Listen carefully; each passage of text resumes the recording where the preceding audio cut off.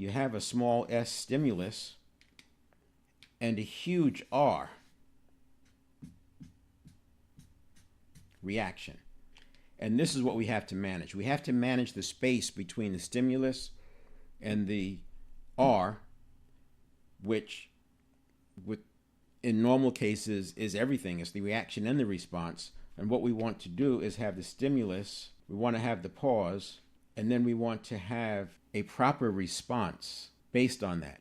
And this pause doesn't have to be long. I'm talking less than seconds, tenths of a second, but that's the point. Once you can manage your reaction and your response, now you're going to start having more of your agency because you're not getting triggered. That's the whole point here. We don't want to get triggered.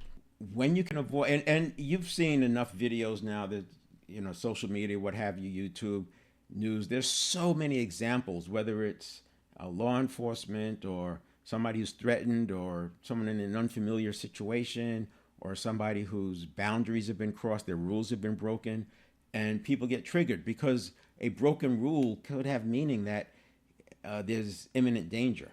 That was the stress meter, survival reaction. Again, the context here is life expansion after 50.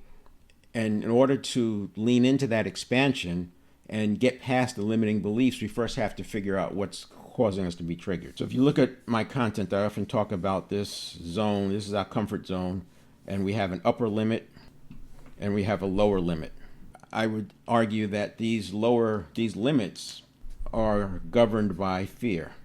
In other words, you don't want to drop below this comfort zone. When you drop below that comfort zone, bad things happen in your mind and in reality as well. And so fear makes us take action.